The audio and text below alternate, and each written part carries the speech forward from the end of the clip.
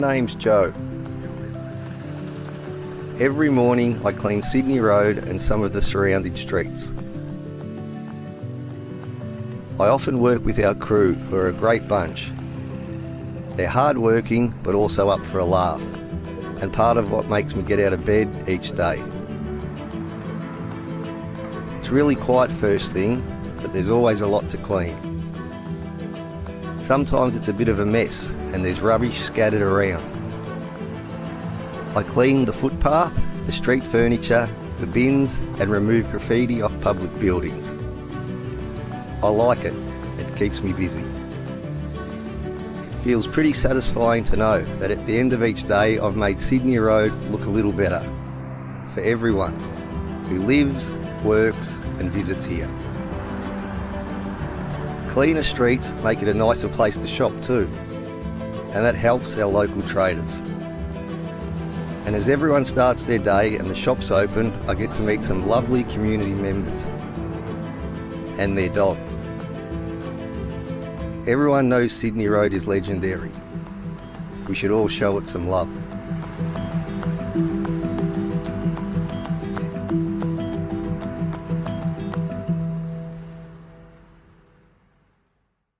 Libraries are the heart of our community.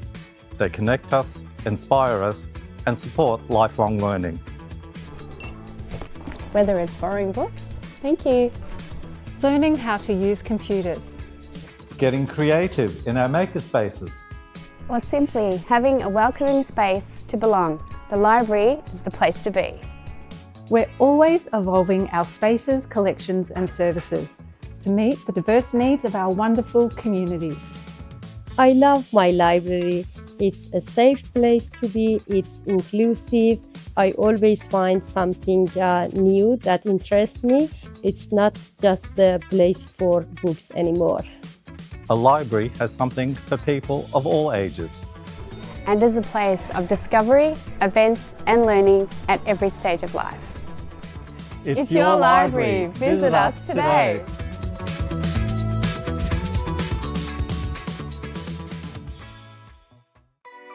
Did you know that Merri-bek is home to a diverse community where more than 95 languages are spoken? That's why we offer information on council services in your language. If you've received a rates notice that you don't understand, would like to request a new bin, or have another question for council, we can help. We have free in-person and phone interpreters who can help you communicate with staff at council in your language. To request an interpreter, simply call 92401111 and ask one of our customer service staff to organize one for you. You can also request an interpreter at one of our customer service centers, libraries, or maternal and child health centers. At Merri-bek, we're proud of our diverse community and we want to make sure everyone can access our services. For more information about our language services, please visit our website.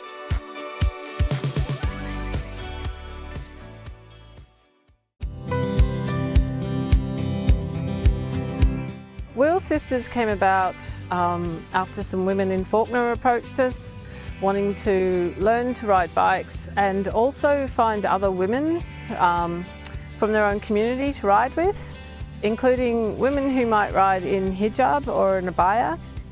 One of the things that never gets old when you teach people to ride bikes is the sheer thrill they get when they realise they can do it. The really special thing about teaching both the women in Fawkner and the women here is just the cultural barriers that they face every day, and coming from a place where they never thought they'd ever be able to ride a bike. A lot of them do reflect that it's been their lifelong dream to ride a bike, that they never thought they'd be able to do it. So it's just that extra level of being able to gift that to somebody. I got really excited when I heard about this program. I'm almost 40. Good evening, councillors, members of the gallery and to our viewers live streaming tonight's meeting. My name is Councillor Nada Boot and I am the Mayor of the Merri-bek City Council and the chairperson of tonight's council meeting. It is my pleasure to welcome you to tonight's meeting. We are meeting on the lands of the Wurundjeri Woiwurrung people, and we wish to acknowledge them as the traditional owners of these lands and waterways, and would also like to pay our respects to their elders past, present and emerging, as well as to all First Nations communities who significantly contribute to life of this city. This council meeting is being recorded and web streamed live to council's website and YouTube. This recording will also be available as video on demand. Attendees are advised that they will be recorded during the meeting. A reminder that as councillors we will act in accordance with the Councillor Code of Conduct, which will support the principles of leadership and good governance that secures public confidence in the office of councillor. In the event of any emergency or disruption, we may be required to take action to ensure the safety of attendees. For members of the gallery and councillors attending in person, please follow the directions issued by council staff and security officers. Thank you for your understanding and cooperation. I'd like to introduce the other councillors in attendance. Councillor Sue Bolton. Councillor Liz Irvin. Good evening, everyone. Councillor Chris Miles. Evening. Councillor Helen Politis. Good evening, everyone. And on my left, Councillor Adam Pulford. Hi, everyone. Councillor Alice Svensson. Good evening. Councillor Katarine Theodosis. Hi, everyone. And Councillor Oscar Yildiz JP. Good evening. We have no councillors approved to attend tonight's meeting online. I'd also like to introduce the Acting Chief Executive Officer to my right, Sue Vucevic, and the senior management team behind me. We don't have any apologies to tonight's meeting, so what I need to do is ask for a motion that Councillor Davidson has requested a leave of absence from the 7th of April to the 11th of April from 2026 inclusive. So councillors, if I could have a motion. Councillor Politis and Councillor Irvin. All those in favour? Against? I declare that carried. I'll move on to disclosures and conflicts of interest. Councillors, are there any conflicts? Councillor Irvin has a conflict to declare. Yes, I do. Let me just pull up the report. I think it's 7.8, the third quarter financial report. Sure. Just an item in that. So, Councillor, immediately before we consider that item, I'll ask you to provide the details and the type and nature of that conflict of interest, and then ask you to please leave the meeting before the item is moved and to return after the item has been considered and voted on. Councillors, could I please have a motion for the confirmation of the minutes of the council meeting held on 11th of March and the special council meetings held on the 25th, 26th and 27th of March? Councillor Politis and Councillor Irvin. All those in favour? Against? I declare that carried.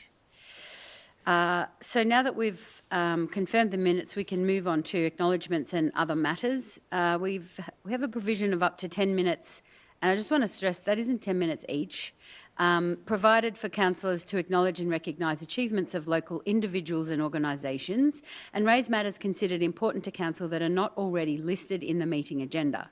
So, councillors, do you have acknowledgements or other matters you'd like to raise? Councillor Politis.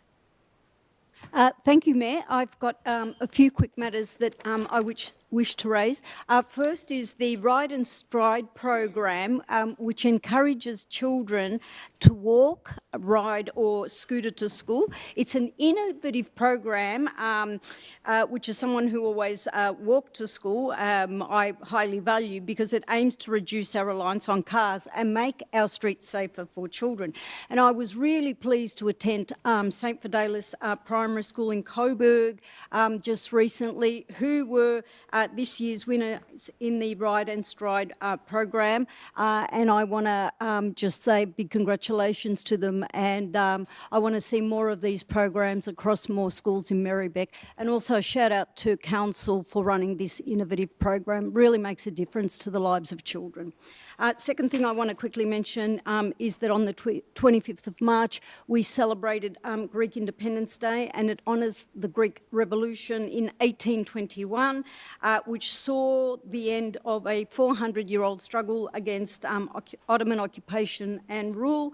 The day has become a symbol of resilience, freedom and democracy and self-determination, and never have these principles been more relevant, including here in Merri-bek, one of the most multicultural places on the planet. And finally, I want to acknowledge that we are in a holy period. We're in the period of Easter and Lent, but I also want to acknowledge that we've recently celebrated Ramadan, Lunar Holy, Passover, and Western Easter. Faith or no faith, this is a period for reflection, sharing, warmth and hospitality, and these are values which really bring the heart into the community. Thank you. Thank you, Councillor Politis. Are there other councillors? Councillor Yildiz?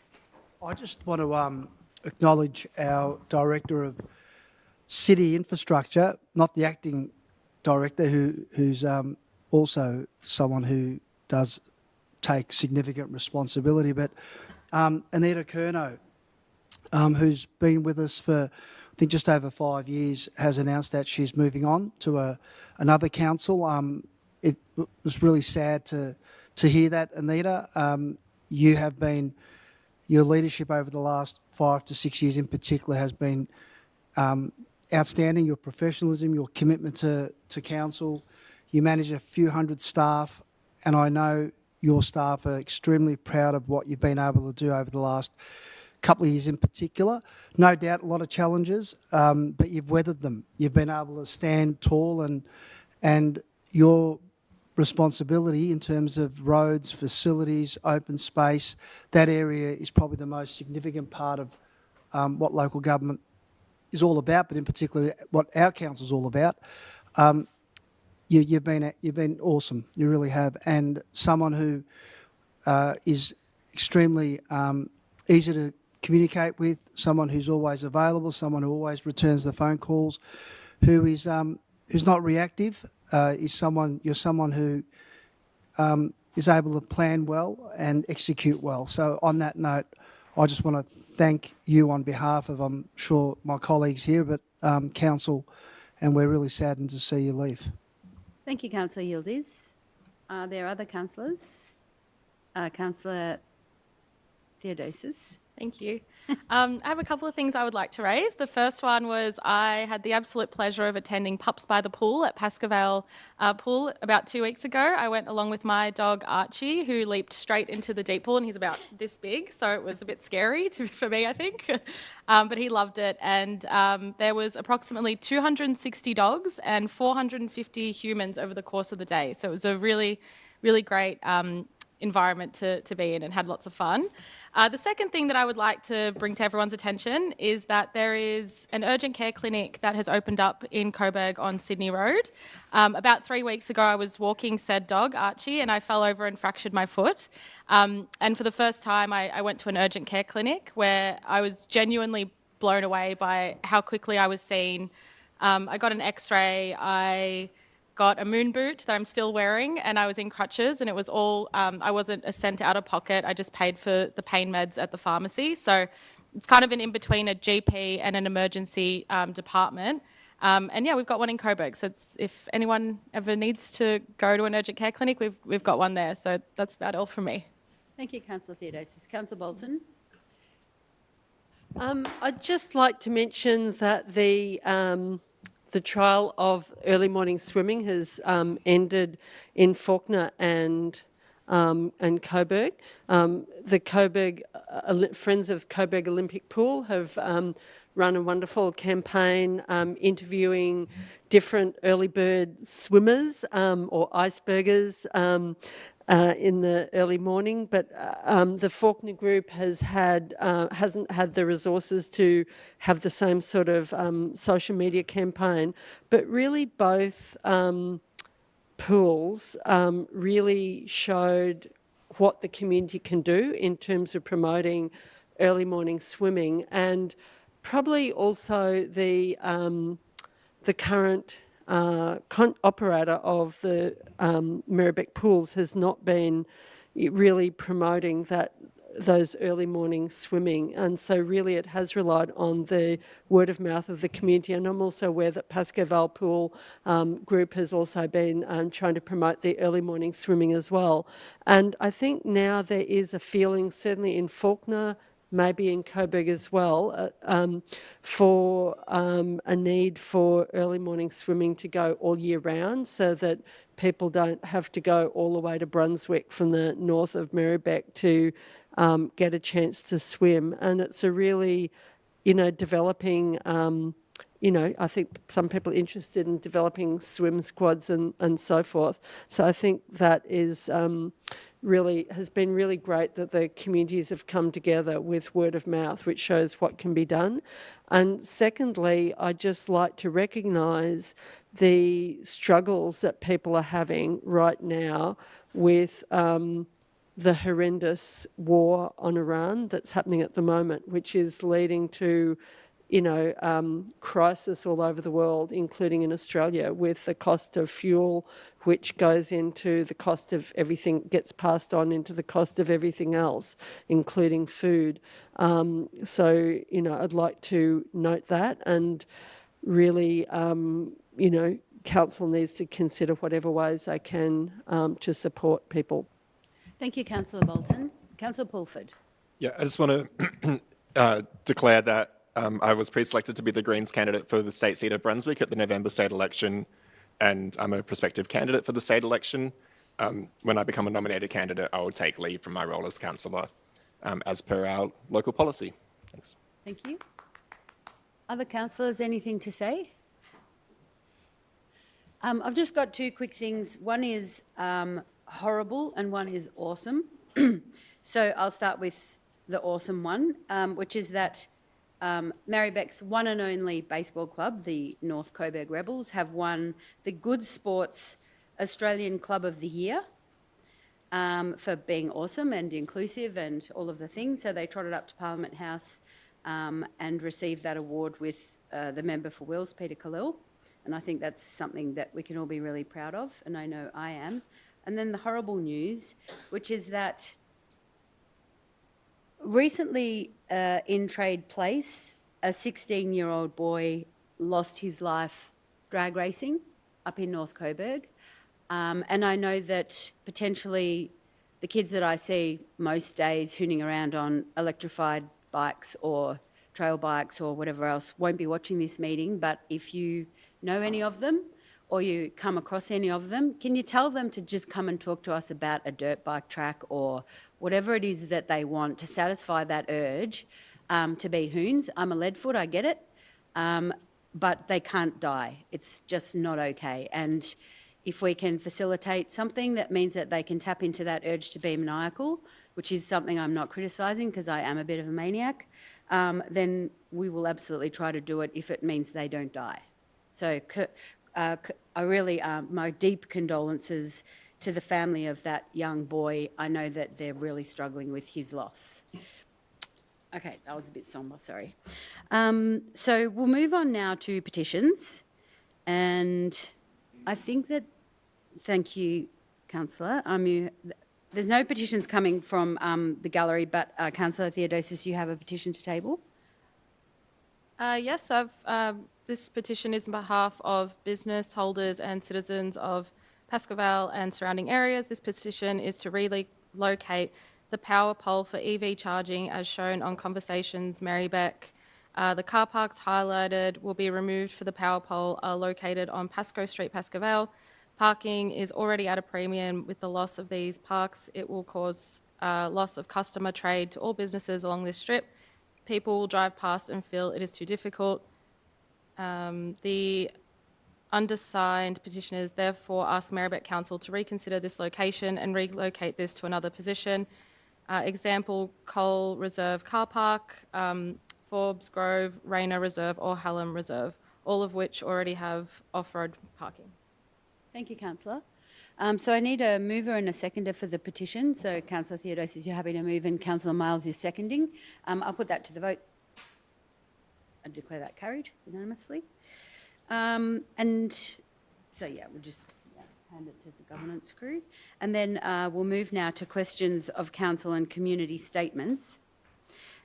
Now, the time provided for questions and statements is 30 minutes, and this time can be extended by another 30 minutes by resolution of council.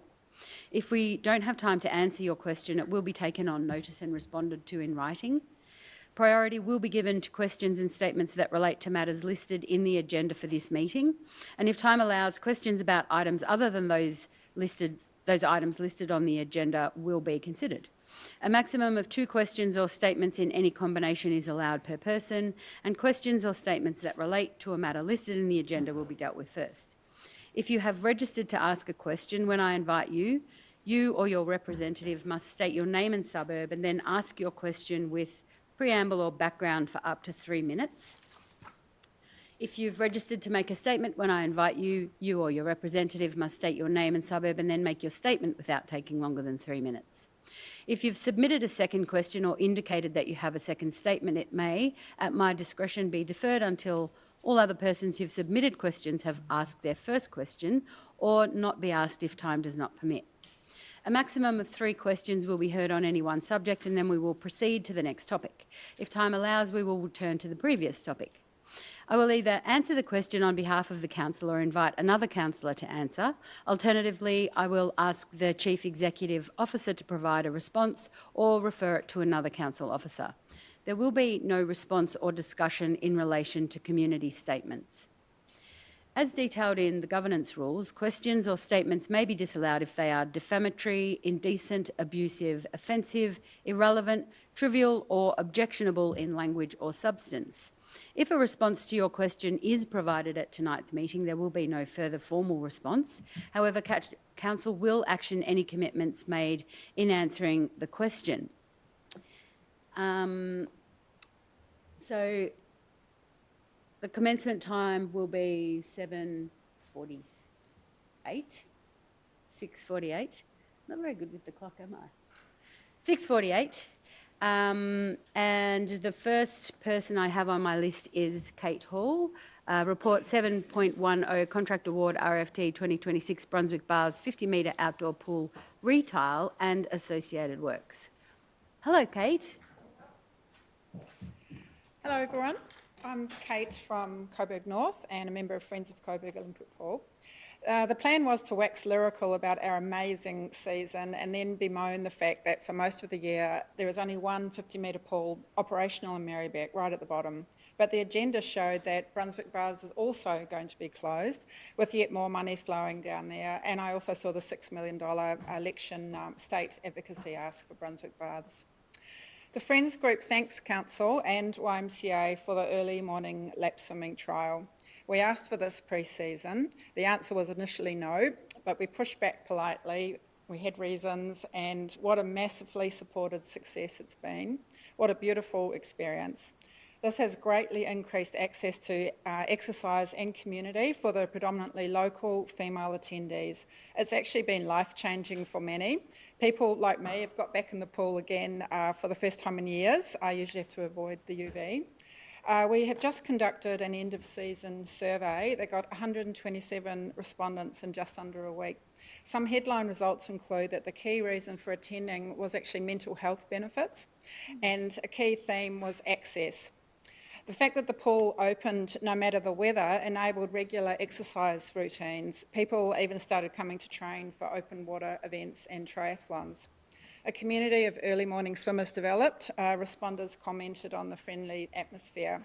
70% identified as female and 68% live in Coburg and Coburg North. A whopping 39% biked to the pool, which was actually 8.6% more than driving. People loved the beautiful natural outdoor setting and that it is 50 metres. 94% said they use the pool for exercise, which really does necessitate a 50-metre pool. Respondents want more early mornings, more hours and a longer season. In other words, we want more access to our pool.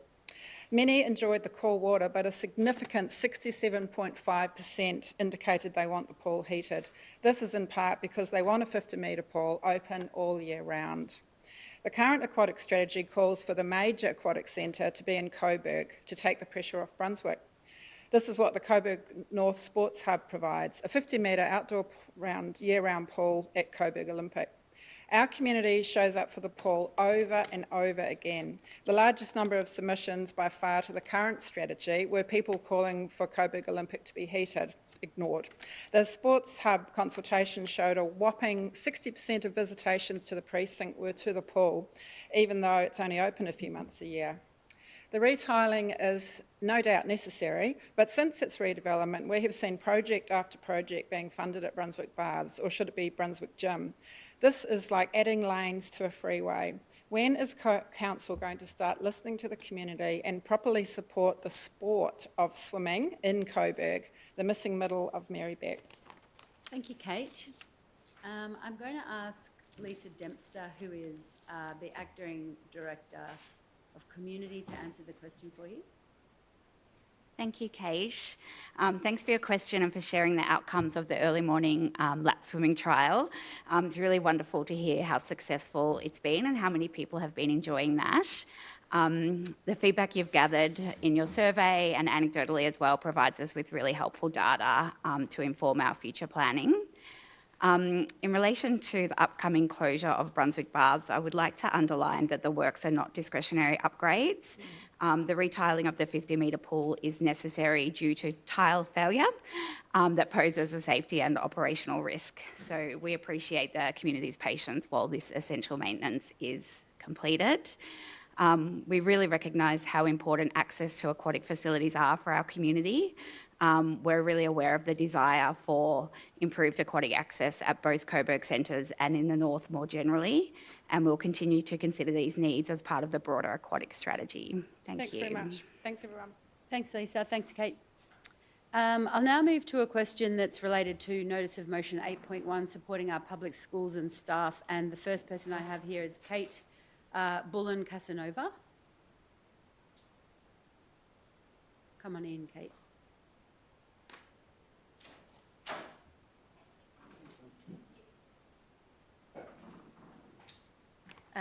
Kate Bullen-Casanova, Brunswick West. Thank you. I'm here today to speak in support of all three parts of Motion 8, supporting our public schools and staff. I'm a current Masters of Primary Teaching student, Merri-bek resident of 9 years, and I'm here. I already said that part. The crisis in Victorian public schools cannot be overstated. I've just got a few numbers to share for you today. The school resource standards find that Victorian public schools are currently underfunded to the tune of $16 billion. Victorian public school students are the least funded in the country, with schools receiving far less than the national average per child. Victorian teachers are the lowest paid in the country in every stage of their career, with Victorian graduate teachers receiving $15,000 less per year than their New South Wales counterparts. Lack of infrastructure funding means that 27% of Victorian public schools do not have enough classrooms to meet enrolment demands, and 43% report inadequate internal and external maintenance of school buildings. Our public schools are literally crumbling around them. But the number that really gets me is that 2/3 of public schools report that they are unable to meet the needs of students with disabilities. You see, not only am I currently studying a Masters of Primary School Teaching, but I'm also a single mother to 3 autistic children. My son, age 9, currently receives the maximum amount of funding that a child in a mainstream Victorian public primary school can, and yet still his school regularly has to have one education support staff member, also known as a teacher aide, working across 3 or 4 classes due to funding. Their teachers are exhausted. They are trying their absolute hardest to meet their students' needs, often at great personal cost. The Australian Human Rights Commission cites that insufficient provision of funds is the biggest issue in providing equal access to education for students with disabilities. School underfunding isn't just a number on a piece of paper, it's real families like mine fighting tooth and nail for their children's right to access education. Every day I hear of more parents who are forced out of the public education system, moving to Catholic schools, going into debt to pay for private school tuition, or being forced to homeschool when they otherwise wouldn't have wanted to. The ripple effects on these parent carers' mental health, careers and livelihood are immeasurable, and the greater economy too. At the 2021 census, there were roughly 65,000 children living in Merri-bek, and every single one of those children deserve the best start in life with the best public schools. And so I urge the Council to support these motions and the broader campaign for school funding. Thank you. Thank you so much, Kate. The next is a statement from Jonathan Sherlock, who's in person.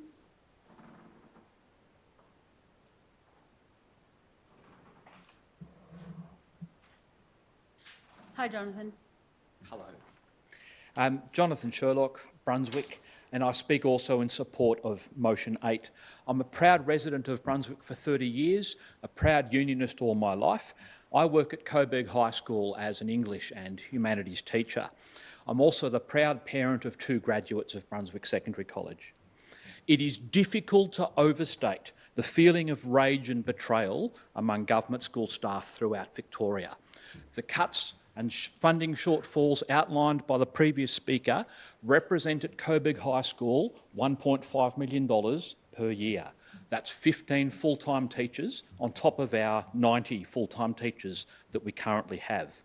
That would reduce our workload by many hours, resulting in more help for vulnerable students, better planned lessons and units of work, more diversified offerings of subjects, and higher quality feedback on student work. It would provide us with time for the labour-intensive work of making education fun and engaging, such as with camps and excursions. Teachers are burning out. We all collapse at the end of every term, exhausted, and then we face a mountain of marking over the holidays. Teachers are routinely disrespected in the media. When NAPLAN results show problems in the system, the media pivots towards blaming teachers, often starting culture wars by accusing teachers of woke agendas, such as teaching the truth that our planet is warming due to fossil fuels, the truth of Australia's inglorious history of invasions both of this continent and other countries, the truth that Australians have committed war crimes, making sense of how the current war in Iran impacts our daily lives, and teaching the truth about the genocide in Palestine. But meanwhile, our government deliberately suppresses our teaching in service to the Allen government's vision of turning Victoria into an arms manufacturing state. The last agreement in government schools left a bitter taste. While there were some real small gains, overall it was a below-inflation pay rise and minor improvements on workload that mean the 55 hours per week we work was reduced to 53. We're paid for 38. So now we're back for a reckoning. The recent AU pay strike had a massive impact in the media. I personally do not believe it will be enough to shift the government, who are still negotiating with the AEU as if their initial offer on the strike day was not a complete insult. To have a real impact on students' lives, we need hard caps on maximum class sizes, reduced face-to-face teaching time at the same time as addressing the real pay needs of school staff in Victoria who are often locked out of their local areas by rising mortgages and rents.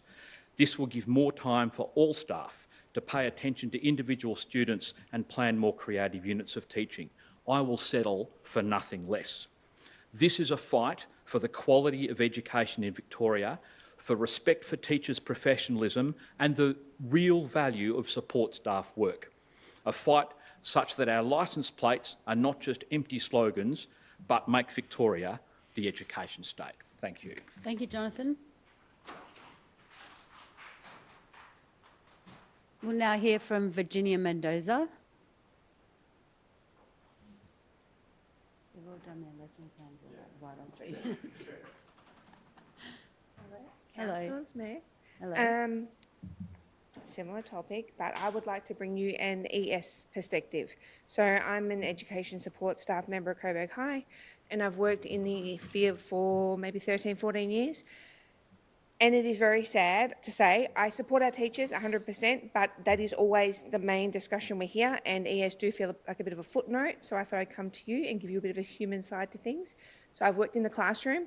I worked at Glenroy College in the classroom, and it was tough, but very rewarding work. It was wonderful. You do go home smiling every day, but you don't clock off. A lot of people think ES, because you are paid literally by the hour, you're done. but you do go home and think, how can I engage that kid? How can I get that little pain in the neck to wear his helmet while he's on his electric whatever? You do think of these things. You're very entrenched in it all, and you do get the threats that teachers get. You have kids walk up behind you, snitches get cut, miss, and you have to explain it. Snitches get stitches, you little idiot. Anyway, it's very involved work, and it's a labour of love, but it ends up being just a labour of love because it's not for the money. When we got this new agreement, the 2021 starting allowance was $52,250. And at about December last year, that went up to $56,580 for a year's pay. Some people would say, but you don't work the holidays, you don't have marking like the teachers. Some ES do actually have to go out and get seasonal work, which is a lot. That's a lot. You go out each holiday, you're meant to go and get a job for 2 weeks and come back. It doesn't really balance. But the big thing a lot of people don't know is that schools don't like employing you at full time.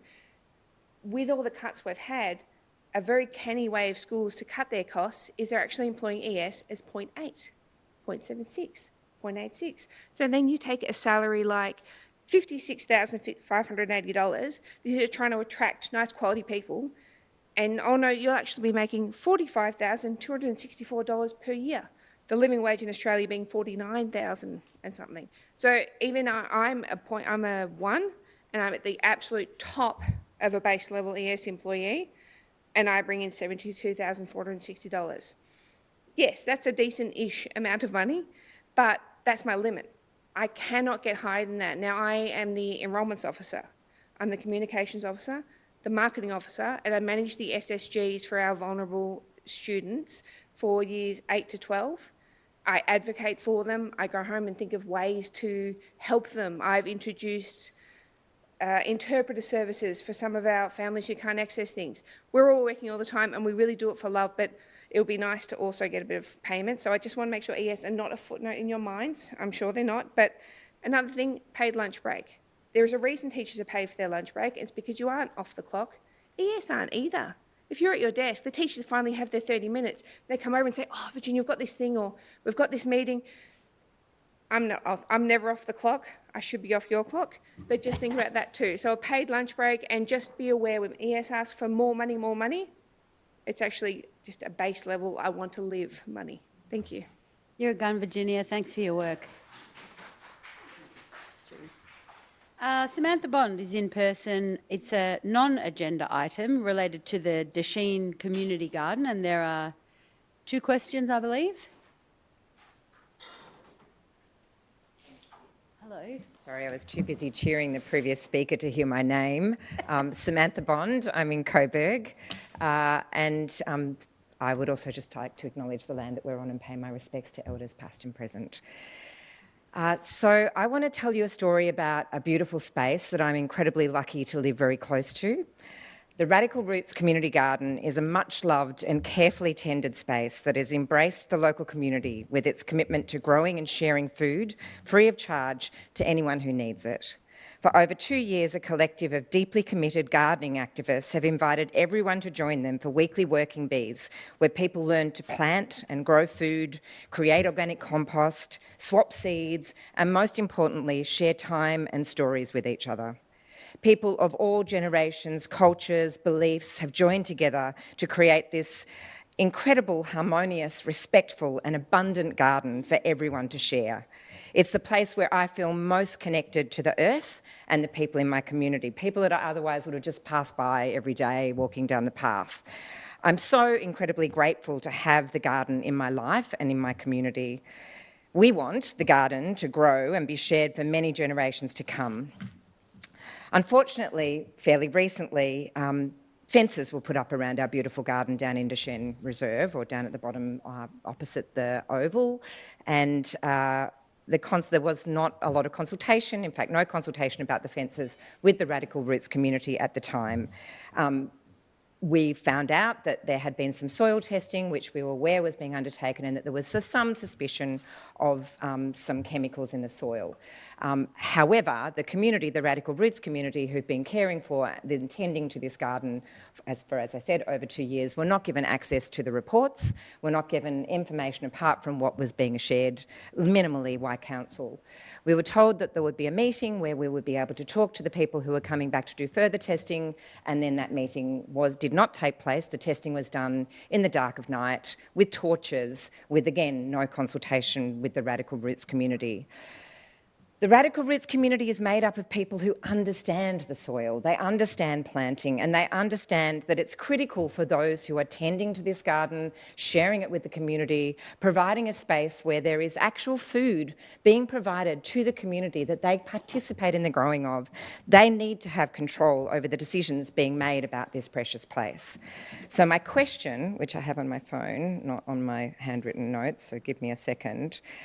My first question is, will the community be provided, sorry, no, that's not my first question, that's my second question. My first question is, will the council release the full soil testing results for the Radical Roots Community Garden in Deshem Reserve, and not just the outcomes?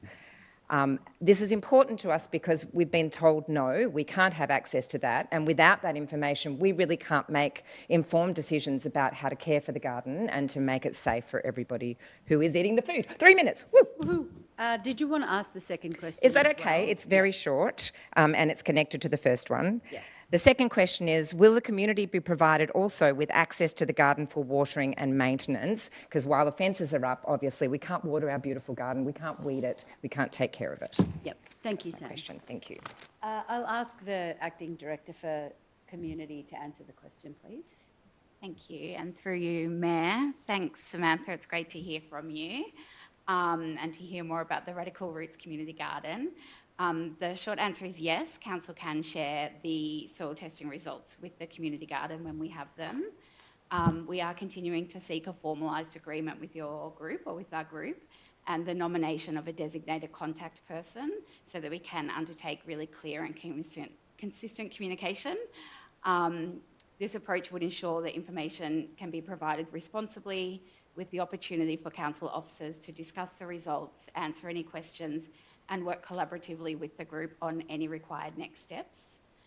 We remain committed to transparency and to working constructively with the group as these arrangements are put in place. Thank you. Thank you. And second question? Oh, yes. Yes, officers will be able to work with the designated contact person to open up the garden for watering and maintenance while it's fenced off. Thank you. Thank you. Just ask a little follow-up? Yeah, of course. There's two more questions on this subject, but you can, that's fine. I think the others might be statements maybe. Just quickly, the release of the soil testing results, will that include which beds have been tested and which produce has been taken for testing, just so that the group can work out, you know, which may be safe or unsafe areas of the garden? Through you, Mayor, I don't have that information in front of me, so I'll have to take that on notice, but my understanding is that we want to work fully with you to make sure that your use of the garden is safe. Thank you. I have a question from Marcus Belmore regarding the garden.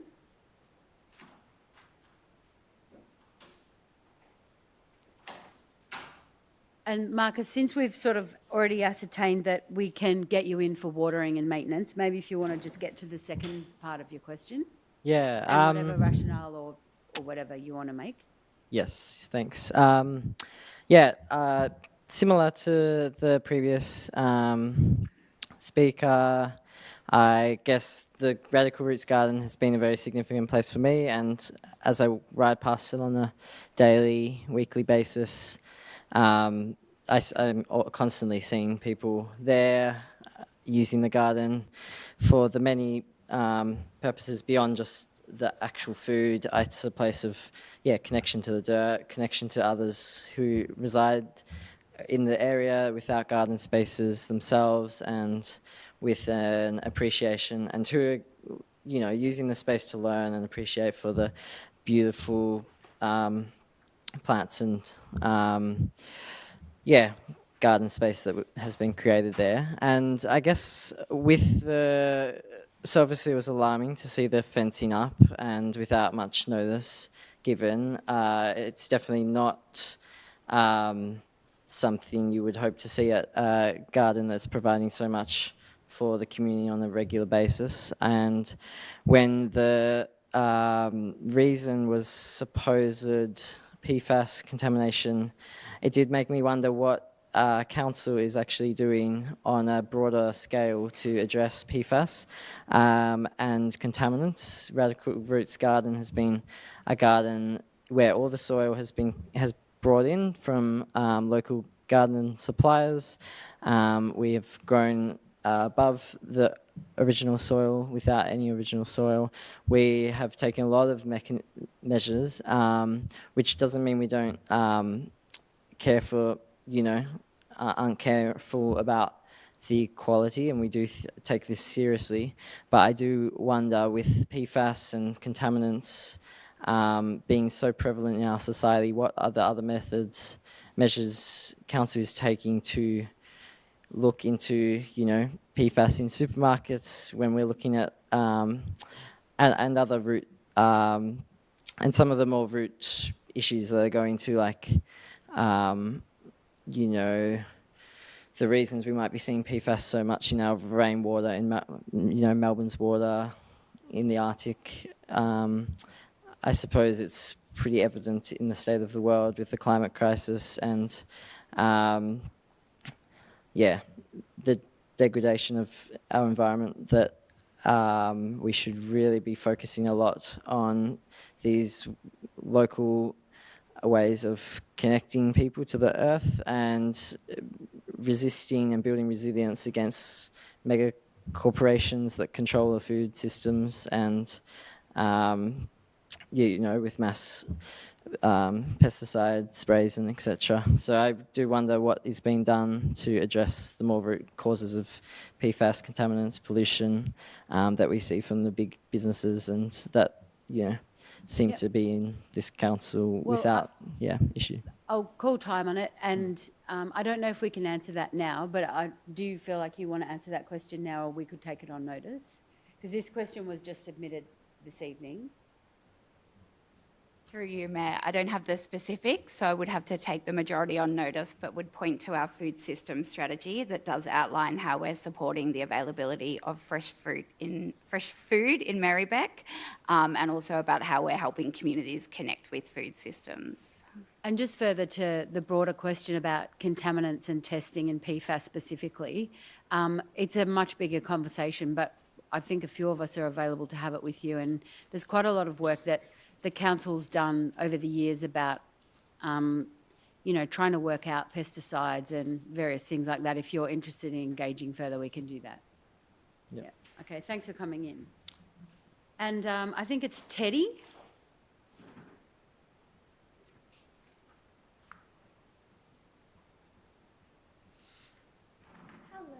Hi, Teddy. Hi, I'm Teddy. I'm from, I think, Coburg or Coburg North. I'm not really sure. Beautiful. I'm going to keep it short and sweet. I'm just making a statement, not going to ask a question, I think. So, I've been attending the community garden at Deschênes Reserve since its conception in 2023. It is absolutely one of my favourite places in the world. Every time I go there, I just feel like, I can finally breathe again. And at the moment, it's a big cosmos forest. If anyone's seen the beautiful pink flowers peeping through the fence, that's what that plant is. This is a place that's just absolutely overflowing with community. It's always hustling and bustling. I love it. There's always someone in there, someone wanting to have a chat. There's not many places like that anymore in anywhere. Like, how often do you get a third space that's so beautiful and wholesome? I guess it's maintained through community involvement once a week with a Saturday working bee. And throughout summer, we had people watering every day, which is a huge effort. Like, you can imagine how long summer is and how huge that garden is and how much time it takes to water it. So huge effort, and definitely kind of highlights how much engagement we have from local residents. I guess the garden is really important to like families and locals like me. And I don't know, I feel like yeah, seeing it fenced up was pretty sad and hard. So yeah, keen to kind of work out what to do with that. Yeah, and I just wanted to say that last year I celebrated Mother's Day there with my mum. So yeah, quick sticks, let's get the fence sorted out. Anyway, I hope that the garden can continue to grow and continue its beautiful work, and for a very long time, ideally. Thank you so much, and let's see how we go. Thanks, Teddy. Well done. Thank you. Okay, so I now have a question from Matthew Della about West Street, which is, I think, the last question that we have. Hi, councillors. My name is Matt Della and I'm from Glenroy. I'm 66 years old. I've lived in the area with my mum. She's been there 70 years. And I'm concerned about what's going on down at Hadfield at the moment at West Street. The people at the shops there are like family to the people in the area, and their business are being badly affected by what your councillors have started doing to the area. For some reason, you decided not to take on advice from the shopkeepers who are trying to make a living there, and anybody who runs a business, or if you actually run a business in yourself, you know that these economic times are very difficult. I believe that only 2 councillors voted against the fixing up of the area, whether it be to make it beautified or whatever. I believe one was Oscar and the other one was the next closest to the area. I don't think the other people, the other councillors, even know, probably half of them probably haven't even visited Hadfield and know what's going on. But at the moment, I went down to Friday, not Good Friday, the Friday before. I called in to go and do some shopping for my mother. She's 94 years old. She normally drives down there herself, but she's now with the way how it is with the parking and the traffic management down there, it's not really good. I actually went down there at 1 o'clock on the Friday. Normally you go into the fruit shop and it's chock-a-block. There was not a soul in there, simply because the people who were doing the traffic management had closed off the entry to where all the parking spots were in front of the shops. I said to the guy who was doing the traffic management, who's ordered this?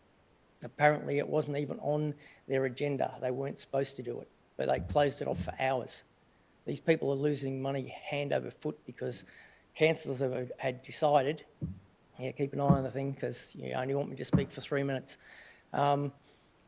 They've gone against what the community want. The community didn't want an upgrade and lose. There is a minimal amount of parking spots at this place. And originally they said they were going to lose 4.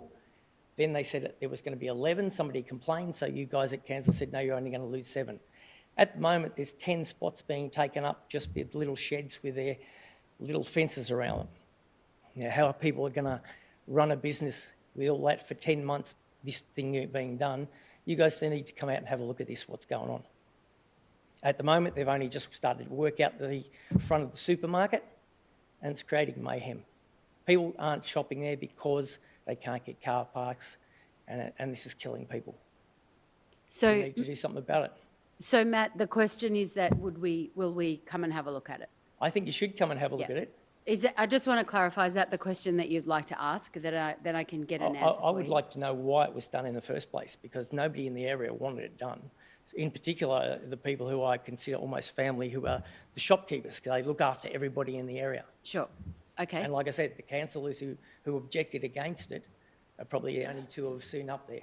Yeah. Okay. So, Councillor Miles, you have a question? Oh, no, I just would like some of it sort of, I do get a bit frustrated when stuff isn't actually, it was all right for me to make What I think is a good idea is because, Matt, this was a question late in the that's all right. I just came down because I felt it's that good. the It's important that you have, but needed as to the be chair, represented. yeah, it's really important. It's good. As the chair of the meeting, I have to make sure that we don't end up engaging in a debate, because if I do it with you, I have to do it with everybody who has something important to talk about. Yep. So what I want to propose is that we follow this up with you outside of this meeting, maybe tomorrow if that works, or some other Friday time. would be better for the meeting. Friday, yep. We've got all your details here. Yep. So, Could you pass Yeah, Yeah, that'd be good, because at the moment, the only thing that's creating mayhem is out the front of the Yep, we're going to work through it all. supermarket. Yeah, we'll come down and I have a believe look. the rest of the works don't need to go ahead. Thank you. And you can save some money and put it somewhere else to another Matt, program. we won't debate it now, though. Okay. Thank you so much for coming in. Thank you very much. Okay. Thanks for your time. No worries. Thank you. All right, so that's actually the last question that I think I have. So we don't need to have an extension of time because we've just scraped in. So we can actually move on to the council reports. And the first report this evening we have is 7.1, dog walking in Merri-bek. I don't think any councillors have a conflict of interest, so I'll ask for a motion. Councillor Irvin, and a seconder? Councillor Theodosis? Oh, Councillor Yildiz. Councillor Irvin, would you like to speak?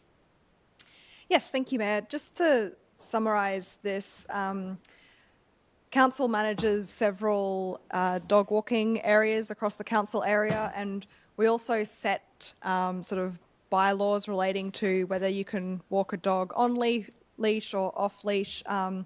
And we've really looked at, I guess, how these spaces are managed. You know, our open spaces are quite constrained and quite contested as well. We have several competing uses for them, including, you know, sport, other recreation, dog walking. So it's really important that we continually look at improving how these spaces are managed and who can access them. This report gives us information on a trial that ran last year that looked at just making changes to a few different open spaces across the council area, and you know, really notes that the community engagement outcomes from this pilot, and then just makes a series of recommendations across most of those parks to make those sort of permanent and to improve the amenity in those areas.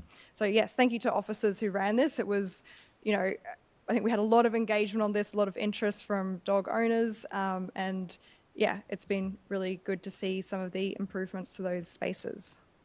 Thank you, Councillor Evan. Councillor Yildiz? Are there other councillors? Councillor Bulford? So just to speak briefly on it, because I am passionate about this now that I own a dog, little Frankie, my little Labrador, and I go to Fleming Park maybe twice a day, and yeah, just really pleased with the officers' work on this. There's been pop-up engagement to hear from residents, and not just dog workers, everybody who uses the open space. And I know in Fleming Park, for example, officers are going to look at turning on some of the sports lights during winter, during evenings, which will help in our really dense community for people to be able to walk their dogs in light and feel safe and actually see their dogs. My dog is a little black dog, and so very worried about her being out at night. Yeah, keen to see those changes continue at Fleming Park. There's a little group organising there as well, just so that they have a voice in future issues that arise in the park. And the other thing I wanted to talk about is council officers have been looking at putting up QR codes at our different parks where people can scan and find access to when sport is scheduled in the area. Looking forward to that being rolled out, which I understand will be happening soon. And that'll just help give some clarity to people about when sport's scheduled and when it's not, so they can plan their days around it. And I think the hope is that in future, maybe through our systems upgrade, or maybe not related to that, it can be more of a live reporting of when our ovals are being used. So not just what's passed for the next 6 months, but actually if training's cancelled, for example, and the space is open for dog walkers. So yeah, thanks officers for this work. And just to note that, yeah, Tate Reserve will continue to be worked on by officers and with the community. Yeah, thank you. Are there other councillors who would like to speak? I just want to quickly say that this council group has some of the cutest pets, and I'm talking to you, Bambi, because if Bambi's the cutest dog I've ever met, but we all have some pretty cute dogs around us. There's a little bit to do still, but this is the first tranche of this work. Faulkner at the bottom of Lawn Street was nimble enough to have the details tweaked, and there's an off-leash enclosed dog area up there that's been a really big success, so that's fabulous. I'd like to also commend again the baseball club who shared their diamond with whippet owners who alternate games and whippet runs because it's an unofficial off-leash park, but also that Parker Reserve has a really impressive off-leash area where lots of dog people meet. But also to acknowledge that at the Edgars Creek Bridge that goes over to Coburg Hill, there's still a little bit of work to be done. There's we're looking at that in the future. I guess I just want to acknowledge that there are still some unresolved areas of dog lovers hang out in, but that is coming as well. So this is the first tranche, as Councillor Pulford suggested. Tate Reserve, which is also in the Pentridge ward, is just having some more mediation and conversations because it hasn't been resolved. And we'll keep working on it. I think I want to, Councillor Bolton.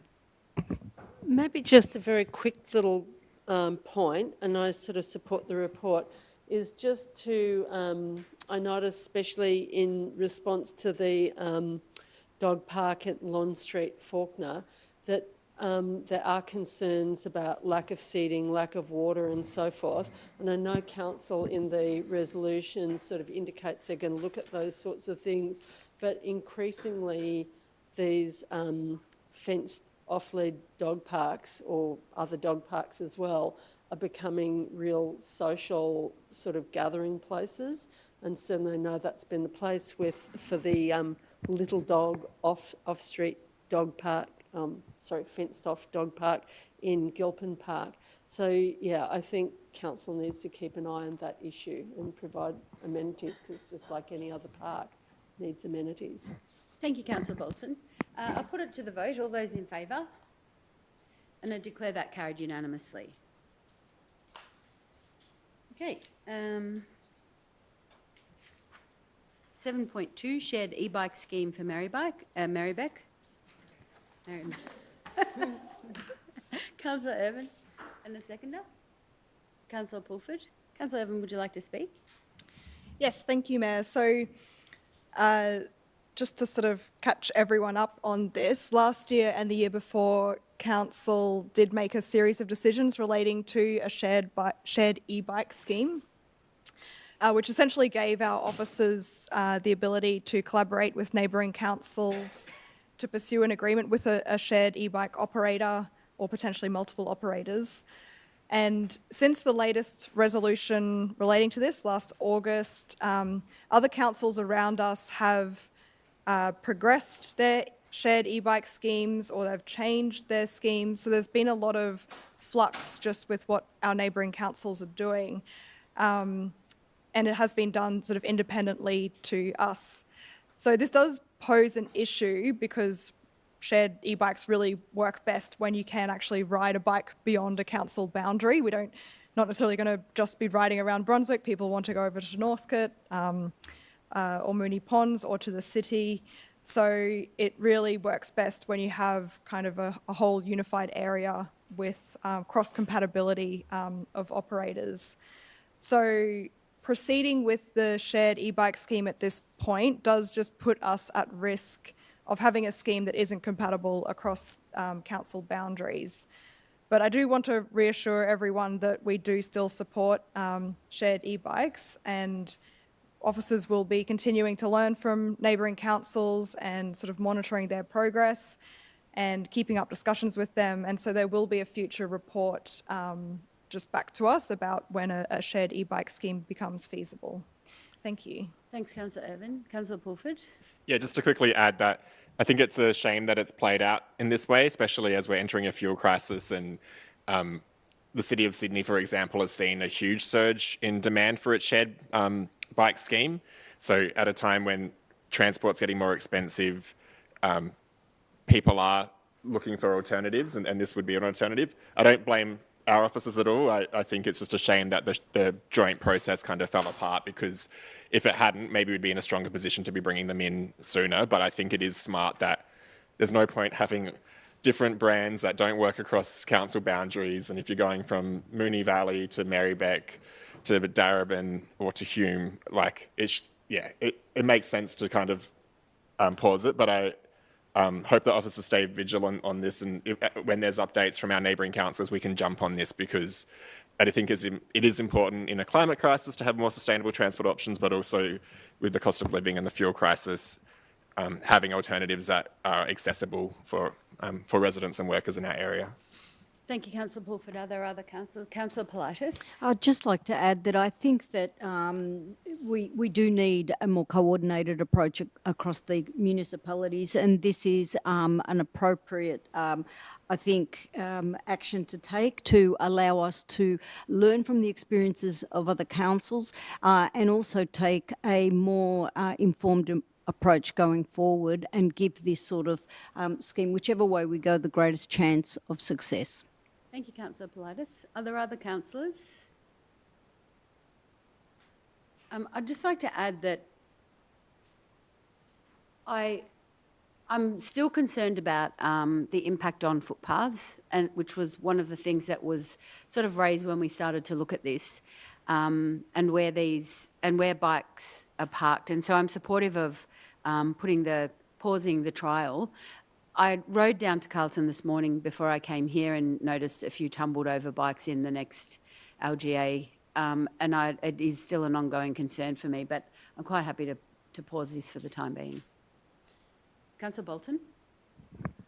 Just following on from that, last year, in the middle of last year, the council did vote that any parking, if a shared e-bike scheme was introduced in Merri-bek, that any parking would be on street rather than off street, because certainly there were many people with vision impairment and other disabilities who were very concerned about, Merri-bek's narrow streets being cluttered with e-bikes, which they wouldn't be able to see and could have catastrophic falls and so forth. So I'm assuming that position will still stand if a scheme does develop. I think it's important that it does stand, because I certainly know there are many people with vision impairments who are very concerned.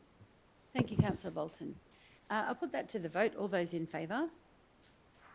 Declare that carried unanimously. And I'll move on to 7.3, proposed amendment C239 Merri-bek, Brunswick and Coburg Activity Centres Heritage Project Decision Gateway 1. Councillor Bolton, you're on your feet. I'd like to propose that we defer this item until the May council meeting. I think it is... I'll just get you a seconder. Oh, sorry. That's all right. Well, I'm happy to second. Go for it. This is just the attachments without the report, and I actually think for us to really give due consideration to this, I think it is really important that we give ourselves a bit more time to consider it. And I've got some concerns with the proposal, especially the lack of attention to... So they're just having trouble hearing you out there.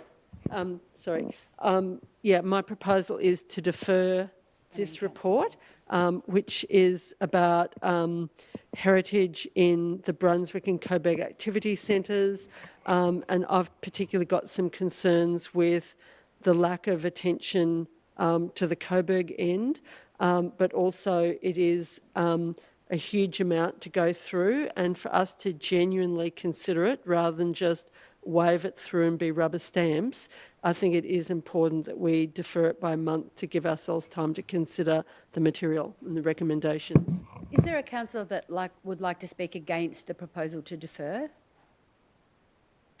So I'm going to put the proposal to defer to the vote. All those in favour? And declare that carried unanimously, and we'll come back to that in a month. Thank you, Councillor Bolton. I'll now move on to 7.4, the Draft Children, Young People and Families Strategy 2026 to 29, and Councillor Politis and Councillor Svensson. Councillor Politis, would you like to speak?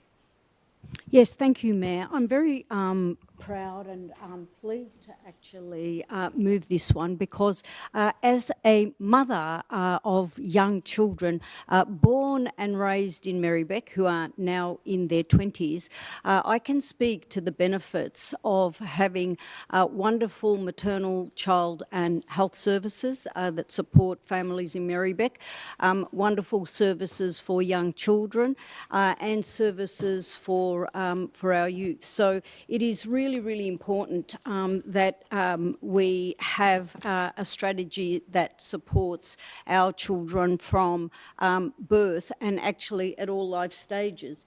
And when I was looking through this report, one of the things that really, really impressed me was the number of people whose lives we touch with this program. Here in Merri-bek, based on the latest data, we have 3,673 babies immunised. That's according to the last report.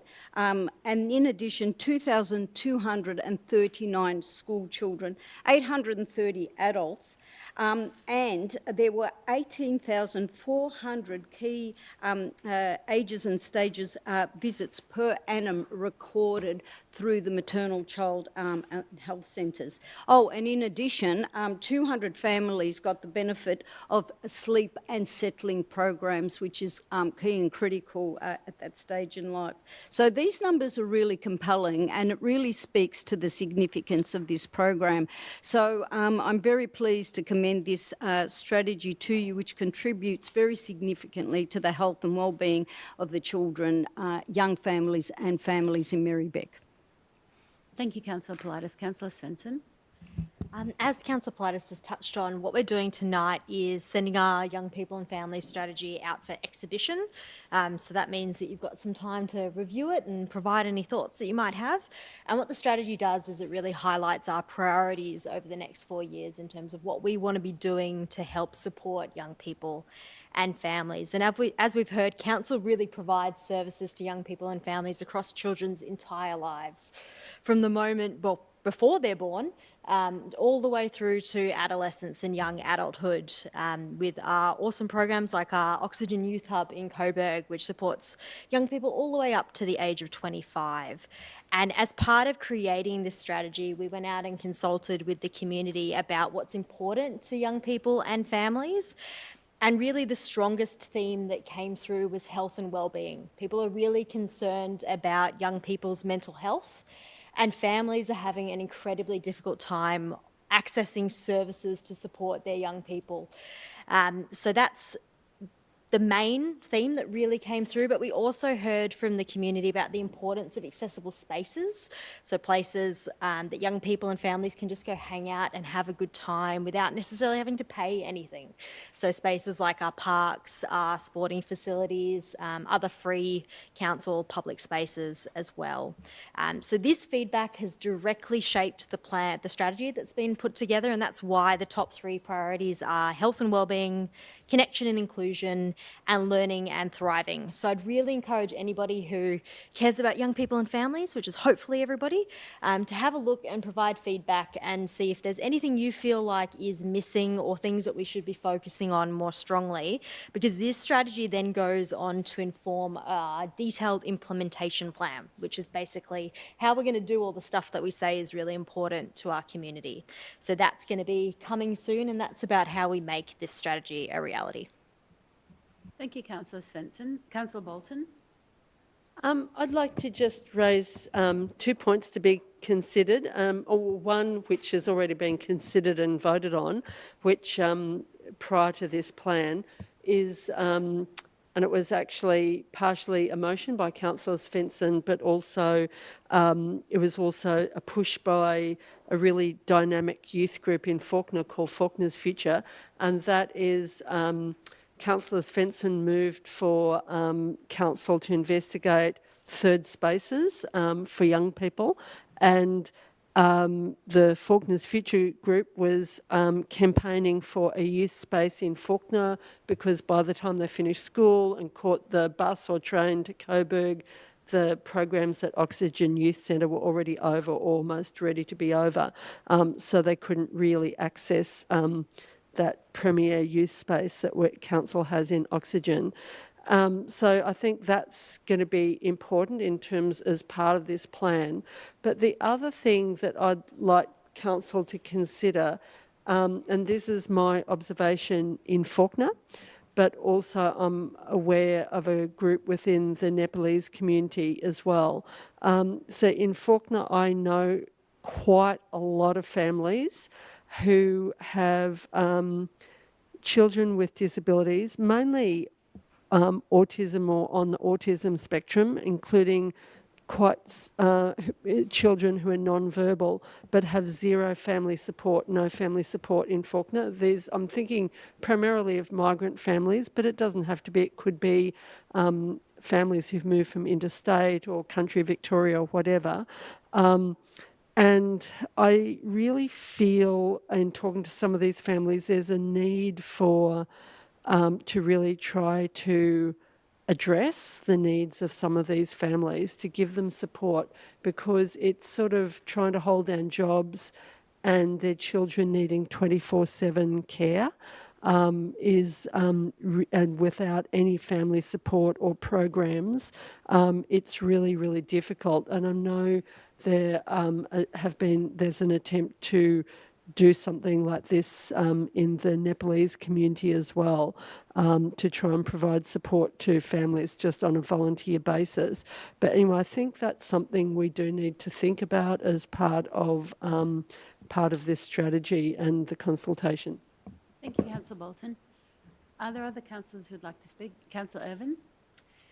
Just briefly to commend the team on the engagement to inform this strategy. So this strategy is now going out for everyone to comment on, but really we heard a huge amount from the community that enabled us to really develop this strategy. So there were over 4,000 sort of comments and pieces of feedback received, which is a huge amount. And there were just some really creative and clever ways to actually engage with children and young people as well, including, if you did happen to visit the Conversations Merri-bek website for this, there was a chance for children to actually sort of give feedback themselves in terms of like drawing or little stories, things like that. So it's just, I think, a really great demonstration of how well we can engage with a really broad range of, part of the community, and it's, informed a really good strategy, and I look forward to hearing further feedback. Thank you. Thank you, Councillor Irvin. I think I'll put that to the vote. All those in favour? Declare that carried unanimously. And the next item we have is 7.5, Preserving Merri-bek's Proud Migrant History Through Art and Storytelling. And Councillor Theodosis, I believe you have an amended version of the motion. Yeah, thank you. And I suspect that, I think Councillor Politis, did you have your hand up? Yeah, that's what I'm asking you. That's what I'm asking you. Yeah, okay, thank you. Thank you. I'll speak to what the alternative is, and then I'll chat a little bit about it overall. But my alternative is that Council commission a professional historian to undertake research that tells the full story of migration in Merri-bek, showcasing the significant migrant communities and their contributions to Merri-bek over time, and refers a project cost of $40,000 to the budget process for consideration, noting that this is unlikely to be considered to be accommodated for the upcoming 2026 to 2030 budget, being considered for draft endorsement on the 15th of April and would be considered for prioritisation in future years.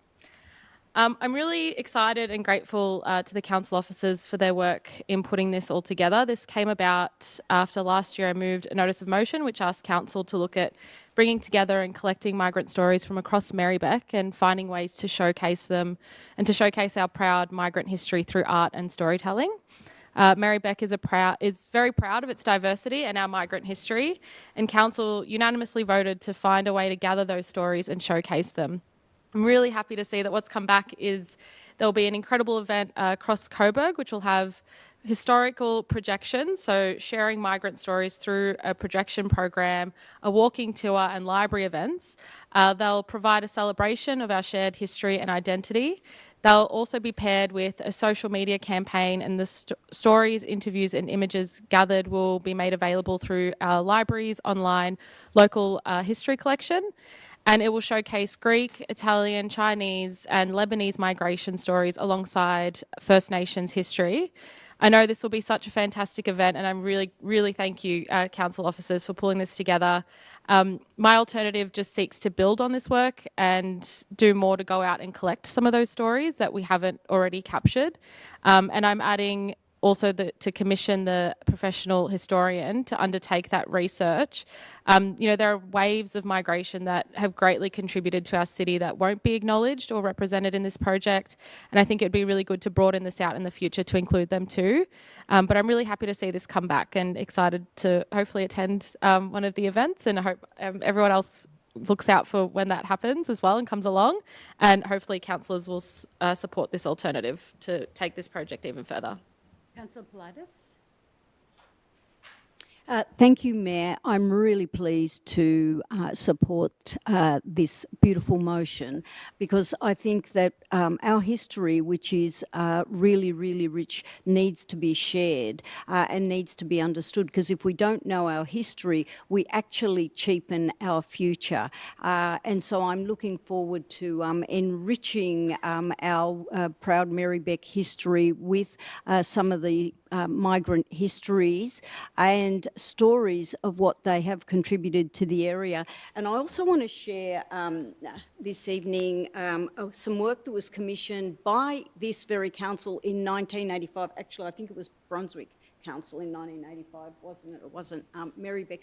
But this is the oral histories of Greek and Italian migrants who settled in the area, and this is precisely the sort of work that I would like us to build on, and to make sure that it's never forgotten, that we actually continue to work on and create from what previous waves of migrants have given us. So I commend this motion, and I congratulate Councillor Theodosis for bringing this to the chamber.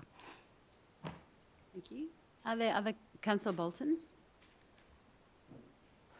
I've got an amendment to point 2 to also include Turkish migration stories. I was going to say that too. Is that? And then I'd like to speak to it. Great. Okay, so I actually think this is great. Great that you moved that notice of motion, and great that this is a proposal. I'd just like to make a couple of comments though about it, because there are some, sometimes these sort of projects can be done in a very vanilla way or anodyne way, like not very, like just very general. And there are some really significant things that migrant communities have done which never get talked about in stories about history of migration, such as the migrant women factory workers who developed community childcare in Brunswick. Because the community childcare we got, except now it's all being privatised, so we're losing it, but that came about from migrant women factory workers coming together collectively to share childcare while other women went out to work. And then also we've got the history of migrants playing a really important role in terms of our industrial rights as union delegates and unionists, like the Ford Broadmeadows strike in 1981. One of the groups that exists in, well, it's changed its name now, is the Australia-Turkish Workers, I've forgotten the exact title, it changed a few times, but it's the Australian-Turkish Workers Organisation. And these are the sorts of groups that never get covered in official histories about migration, or even a lot of academic histories. And a lot of these workers, like a lot of the rights specialist workers in Ford Broadmeadows, were really one really through the tenacity of migrant workers, some who had experience of unionism in their own countries before coming here, and they played a really critical role. And then also things like the founding of 3ZZZ, the community language station, which was set up and then it was closed down, and they had to form a guerrilla station in the basement of Trades Hall before redeveloping, getting funding again, and now it's back in Brunswick. So there's many more things that I'm not aware of, because I didn't grow up in Victoria, but many unions were really, the Railways Union and so forth, migrant workers were really the backbones of those unions, along with other, workers from Anglo backgrounds as well. So I just hope that some of that is captured in this. Thanks, Councillor Bolton. Are there other councillors that would like to speak? I'd like to commend this piece of work to you, Councillor Theodosis. It's a really nice example of you representing the community that you have come from, and in the process has picked up a whole bunch of other communities as well, which I think is really important. And I think that the most notable part of the work is the difference that exists between that wave of migration and what it means to migrate here now. And I think it's important to tell that story so that that generation can also understand how much harder things are now, because there's a little bit of a split between older migrants and new migrants, and a bit of a misunderstanding about how different it is. And so I think that those stories will be a really important way to bridge that gap, but also to help to acknowledge and,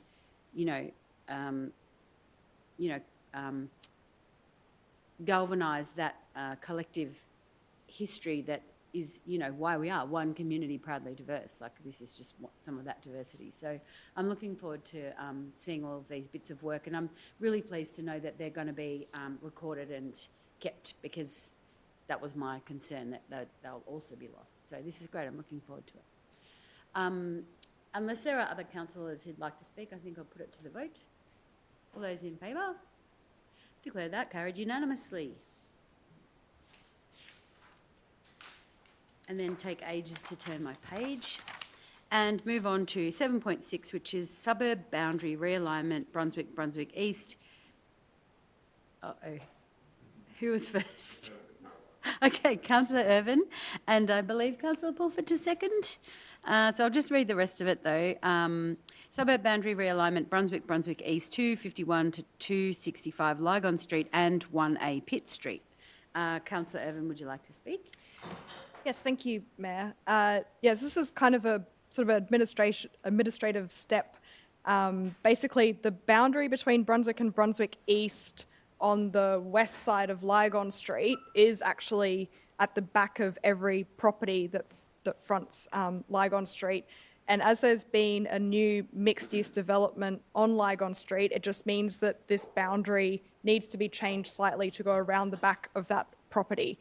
And to do that, we just need to sort of do it through the chamber in this way. But it is fairly straightforward. And if you look at the map, it will make sense. Thanks. Thank you, Councillor Irvin. Councillor Pulford. As a councillor for most of Brunswick East, I welcome these new residents to the land of Brunswick East, even though you are not in my ward. Anyone like to speak against it?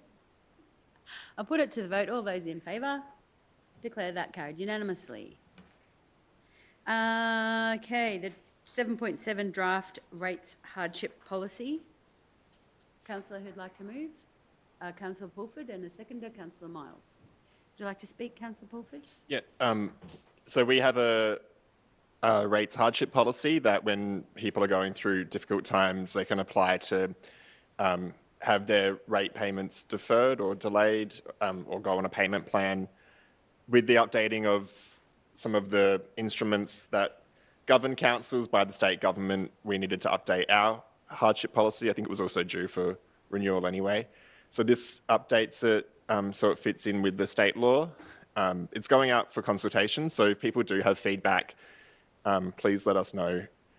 But yeah, happy to support this, and pleased that we will continue to offer a variety of options for people who are going through tough times, so that that we're not just banging down their door demanding payment, basically.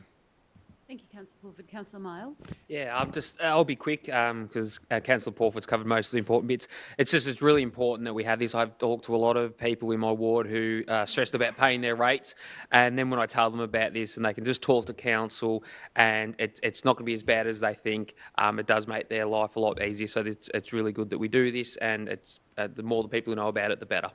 Thank you, Councillor Miles. Councillor Politis? I do a lot of volunteer work in elderly clubs, and one of the greatest stresses for the elderly is the payment of their rates. When you're on a pension, rates represent a significant proportion of it. So this hardship policy sends a very strong message out to our residents that council is here to support them and that they do have options, and it really does take a great load off. So I commend this. Thank you, Councillor Pulford. It is a draft. I just want to draw attention to the fact that it only has a 10-day consultation period. So if you've been waiting to tell us what you think about this particular draft hardship policy, then don't miss the opportunity. Councillor Bolton? I guess partly I've got a little bit of a question about how we're going to advertise the consultation about this. And I would... I know we've got a sort of emergency relief network the council's involved in, but I'd like to see council go a bit beyond just a listing on the council website, because how many people look at the council website really for something like this, to see if people, especially organisations that are involved in financial counselling or emergency support and so forth, if they, in case they want to recommend council consider some other measures.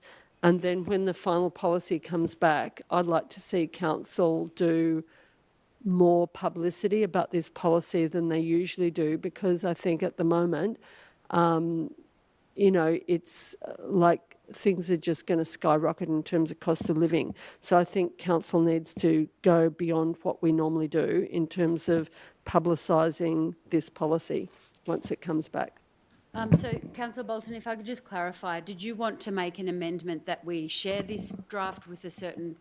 Well, I haven't really formulated and I haven't had time to think about it, but with organisations that council has a connection with who that are involved in supporting people in financial hardship. Sure. So rather something than along those. amendment, Doesn't need to be an No, amendment. that's right, Surely yeah. something like that doesn't need an official amendment. No, I just wanted to double check with you, Yeah. but we can probably just share this link with organisations. Yeah, just so that other organisations can have a look at what's being proposed, and if we've missed something with this hardship policy, that it can be added in the final. Yep.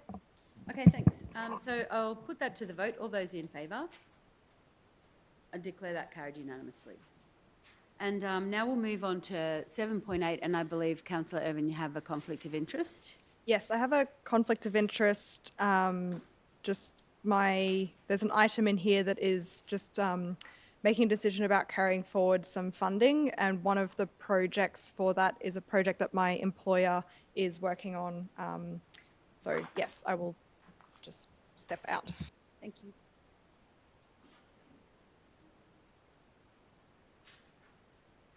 Councillor Theodosis.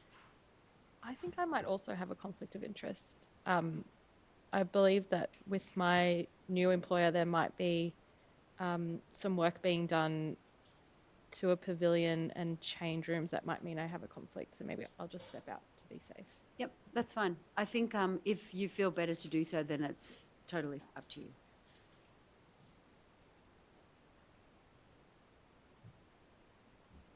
I just always think of Tom Gleeson. Out.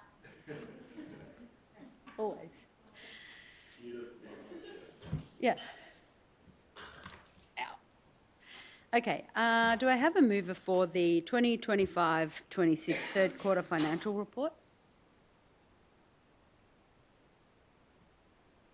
Councillor Pulford and Councillor Svensson Councillor Pulford, would you like to speak to the motion? Yes. So this comes to us every quarter, an update of our financials. It notes some of our capital works projects that we're going to have to carry forward into the next financial year. It also notes some savings on some projects and some overspends on other projects.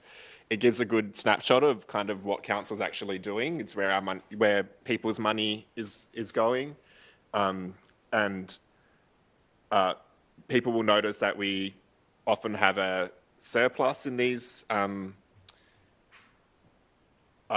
reports, and while it looks like a big surplus on paper for this quarter, actually what council does is saves up over a number of years these surpluses and then invests them into community facilities and infrastructure. So at the moment, we're planning for a brand new $60 million Coburg Library in Coburg Square, where the kind of car parks in the central Coburg are.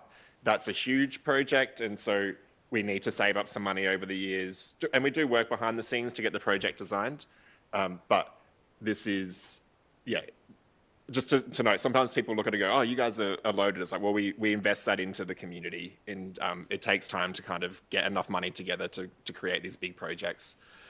That's all I'll say. Great. Councillor Svensson? No other councillors who'd like to speak? I'll put it to the vote. All those in favour? Declare that carried unanimously. And we might bring those councillors back in. Thanks, Councillor Miles. And move to 7.9, the Governance Report, April 2026, Cyclical Report. If I could have a mover. Councillor Pulford and Councillor Svensson. Would you like to speak? Again, this is something that comes to us regularly. This comes every council meeting. It kind of is a grab bag of different things. It has minutes of our different advisory committee meetings and other briefings and meetings. It has questions on notice and responses to them that we had at previous public question times. The minutes of our audit and risk committee. This one has a strategic risk review. It notes that the mayor went to an event that you might speak to. And yeah, I'm not going to speak through every point because there's 11 of them, but again, check it out if you want to see some of the things that council's doing. One thing to note about this one is, given the fuel crisis and given the potential for fuel costs to rise, we're looking at temporarily giving our CEO more, or acting CEO, more buying power to renegotiate certain contracts if needed, if costs of fuel really do spike without having to come back to us. But we do like to keep that oversight as a council, so we've said do it for 6 months, and then, I don't know whether this crisis will be over in 6 months, but we can revisit it, continue it then. But just noting that as that's something different in this governance report. Thank you, Councillor Svensson. Are there other councillors that would like to speak? Just briefly, I did submit a written report about the incivility training that I attended with the Queen of Governance that was run by the VLGA in the city. It was just a one-day event. They're always important networking events to understand what other councils have got going on and what the problems are, but it was sort of a pretty important discussion about the difference that we have in our work life in relation to our psychosocial safety and what mechanisms exist to keep us safe from, various different ways that people like to be incivil, and a bit of a deep dive about, the developing lack of trust that exists to government, not just to federal and state governments, but also to local councils. And, we sort of also talked about some of the stuff that we can do to break that down and the ways that we can, just be safer, but also communicate better and work better and be more effective to represent the people that have elected us here. And it was quite an interesting day and a valuable experience. So, yeah, you can ask me more or read more about it if you're interested, but I think it's more to do with behaviour change for me as a chair rather than anything that's really easy to bang on and on about. Anyway, I'll put it to the vote. All those in favour? Declare that carried unanimously. And now I'll move to 7.10, Contract Award RFT 2026 for Brunswick Bars 50-metre outdoor pool retile and associated works. Councillor Pulford, I believe you want to move this, and Councillor Miles is seconding. Yeah, sorry, I wouldn't have gone for the other ones if I knew this one was next. But I do love Brunswick Baths. And so very happy that we're getting this pool retiled, although I understand that it is a big disruption to services. So we're proposing to close it, I think it's from May till September. And so that will be a huge loss. And I think it will be a surprise for some members of the community. But as the acting director said, these works do need to be done. It's not cosmetic, it's actually fundamental to keeping the pool viable. So yeah, it needs to happen. I'm sorry for the disruption, but it'll be better afterwards. Councillor Miles? Just to follow on that, sometimes these works just need to be done, and I think that it's good that we get on top of this before it actually starts. More water starts leaking through and potentially causing things like concrete cancer and things like that in the future. So it's very important this work's done. Thank you, Councillor Miles. I'll just add that I know the comment was made about gold plating the Brunswick bars, which I just want to draw attention to the fact that last time I was on council, $750,000 was spent on the Coburg Olympic outdoor pool to retile that pool. So it's probably about relative because things are more expensive than they were. And it's a problem that we've incurred because we have 6 ageing pools in our city, and 6 is a lot of pools for one city. So it's sort of a problem that we're just forced to keep dealing with and forking out money for. And I think that once the pool reopens, people will understand how lucky they are. So I'll put it to the vote. All those in favour? Declare that carried unanimously. And then I'll move to 7.11, Contract Award RFT 2026-1, Road Reconstruction North Street, Hadfield, South Box Court to East Street. Oh, Councillor Miles. And a seconder, Councillor Irvin. Councillor Miles, would you like to speak? Yeah, no, this was, as everyone knows, I get very excited when we fix roads and footpaths. This is great that this work's been done. The road does looks like Merri-bek if you ever cycle down it. It's at end of life. But the main thing that I was really excited when I read this is that my favourite thing is new footpaths. So I was excited to see that this whole new section of new footpaths going to be put in, which is going to make it safer for old to young to everyone. Safe new flat footpaths are the best things we can do in Merri-bek. So I'm very happy to have seen this. The Council for Footpaths. Oh, yeah. Well done. Councillor Irvin? No, I think I'll put that to the vote. All those in favour? Declare that carried unanimously. And move on to the notices of motion. 8.1, supporting our public schools and staff. Councillor Pulford, do you have a seconder? Councillor Bolton to second. Councillor Pulford. Thank you, Mayor, and thank you to the local resident in my ward, Marcus, who wrote to me as a public school teacher asking as his local ward councillor how I'd support teachers and local schools in their campaign. I'm putting forward this motion because I believe after successive Victorian governments have called Victoria the education state, we actually need to see those words backed up with action. As we heard tonight from local parents and teachers, Victorian teachers public school teachers are the lowest paid in the country at every level. If you just cross the border into New South Wales as a graduate teacher, you can get 15 grand more a year.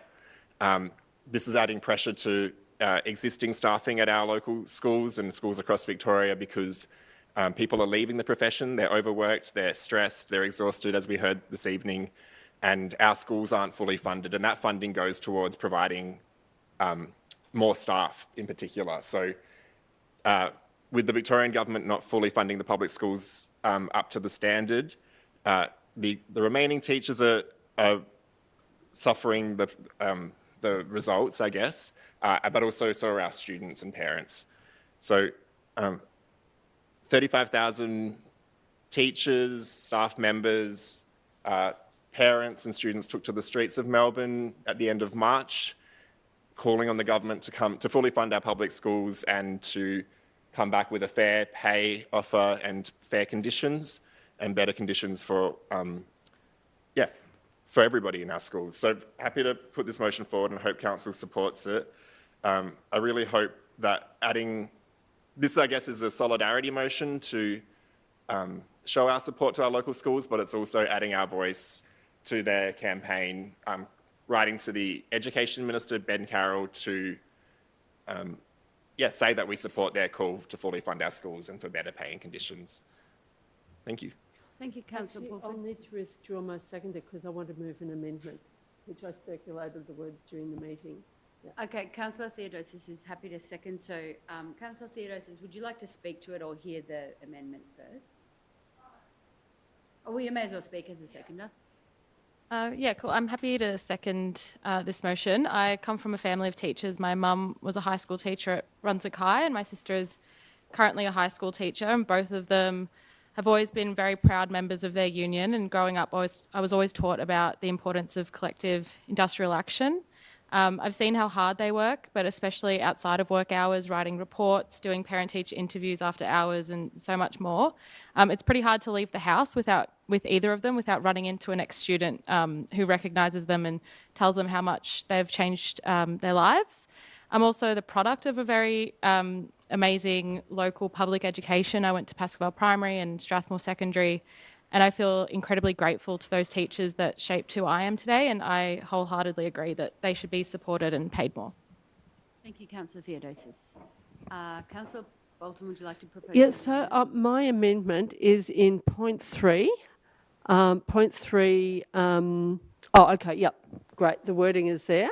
So just for people who are watching who can't read it, I'm proposing to add in the words reinstate full funding for the school tutor program and add a 4th point to welcome the development of community groups such as Friends of John Faulkner College to support their local public schools. And if I have a second, I can speak to it. Well, You've just accepted it. Okay. Well, I'll just speak to it. Yeah, I definitely absolutely support this this motion. I think we heard the people speaking before in discussion about the experiences of teachers and education support staff, and certainly I personally was at a couple of meetings last year where, you know, some teachers broke down in tears because they were giving their all, but they felt their all wasn't enough. And also another person who said that they felt that their partner would have a nervous breakdown if they continued teaching, and the pressure it put on the whole family because their partner was spending so much time doing after hours work that they couldn't really participate in a lot of family activities. But my so that's to speak to the crisis of workload in particular, as well as pay for teachers and education support staff. And we heard earlier the education support staff don't even get a paid lunch break, which actually is something which most workers expect a paid lunch break around in Australia. But my extra wording is about reinstating full funding for the school tutor program, which the Victorian government used to fund. Then they axed it. I think they axed it in total, but some schools, so Glenroy College lost that entire tutor program. Some schools sacked some staff in order to retain some tutors, or got rid of some programs in order to retain some tutors. And this school tutor program is to assist students who are starting school, whether secondary or primary, below the level of other kids because they come from traumatic backgrounds of various kinds. And it's to really give the kids a start so that they can participate equally or more equally in school classes.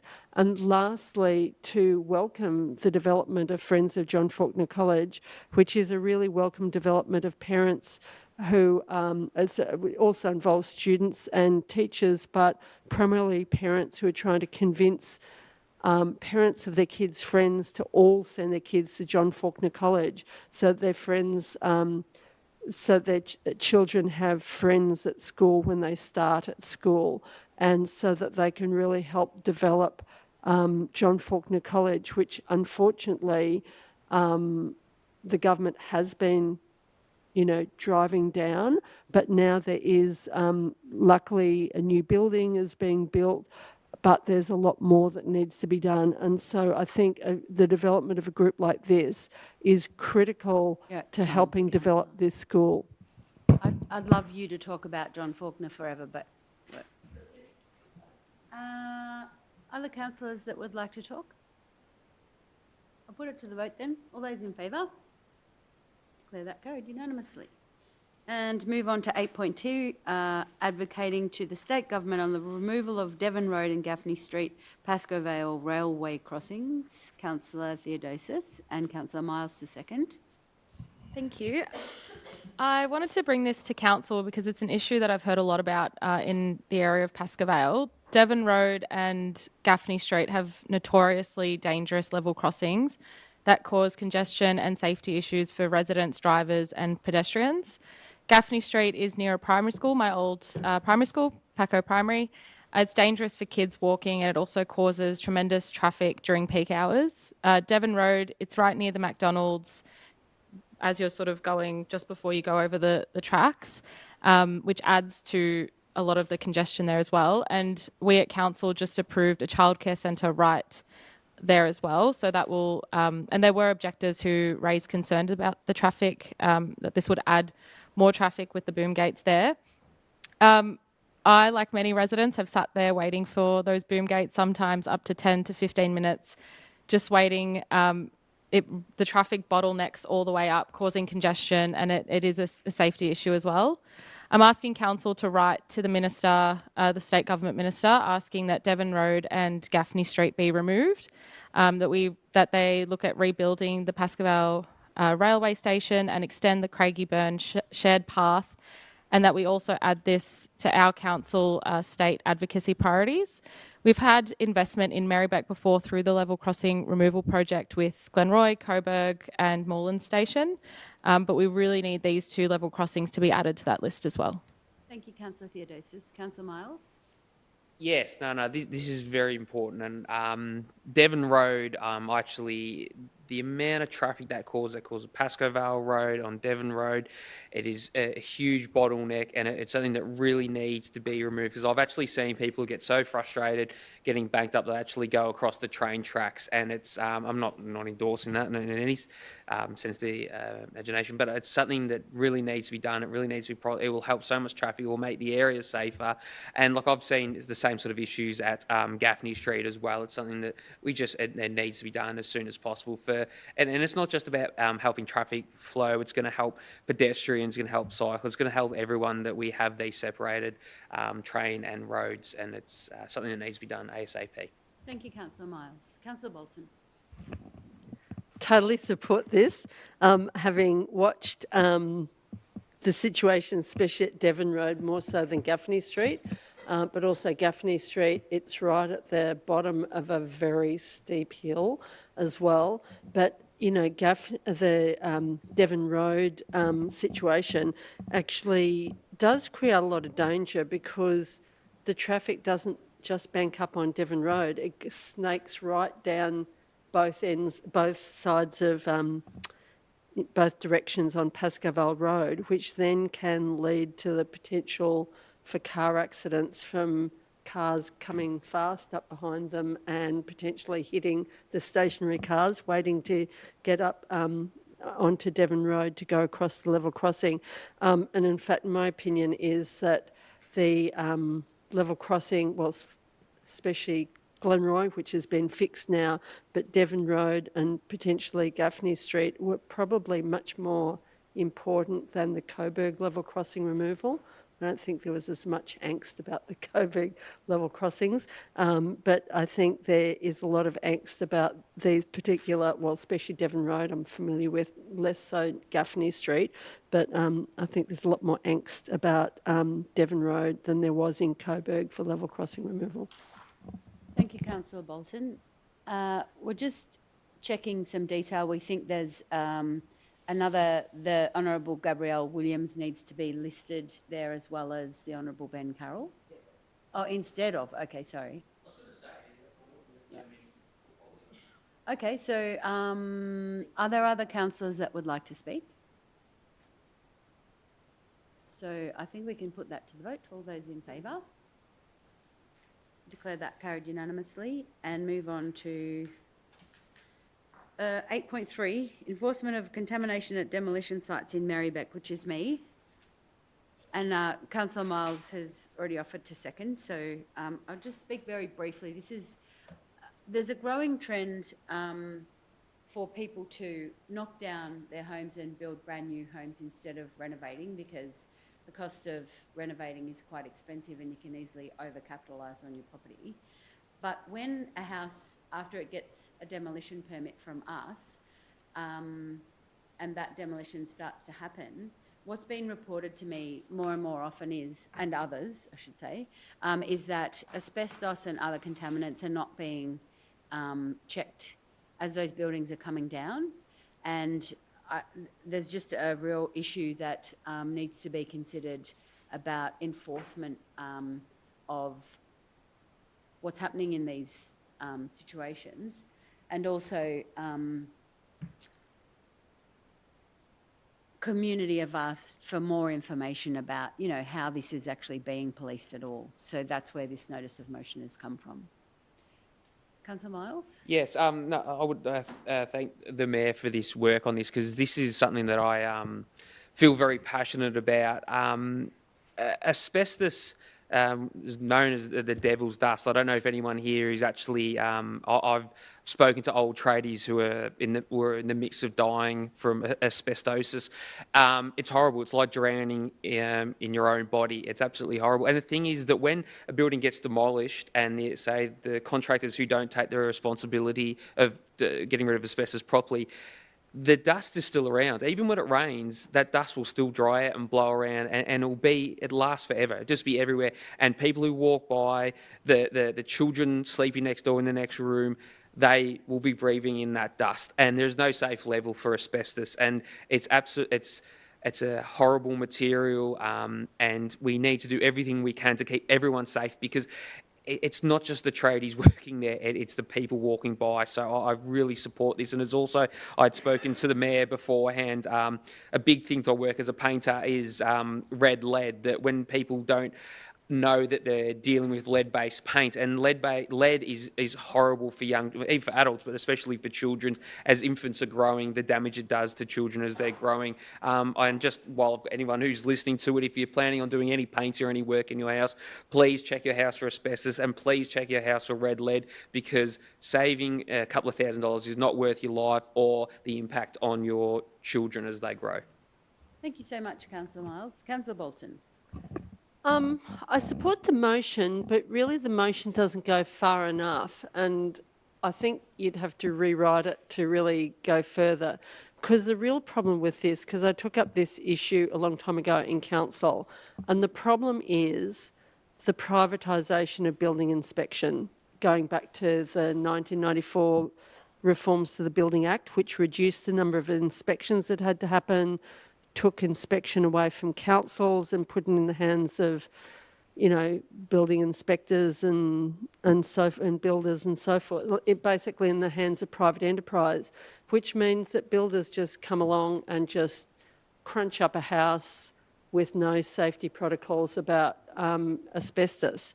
And then if community members notice what's going on and realise what's going on, then there's a back and forth between them and council and WorkSafe and other authorities, which generally goes nowhere. So the whole issue is really disgraceful. And the only way you're going to deal with this is getting rid of the privatisation of building inspection.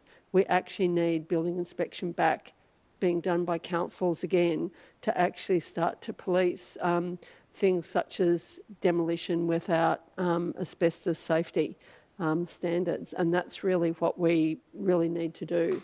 So maybe I might move another motion around that at another council meeting. I hope you will, Councillor Bolton. I'll put this to the vote. All those in favour?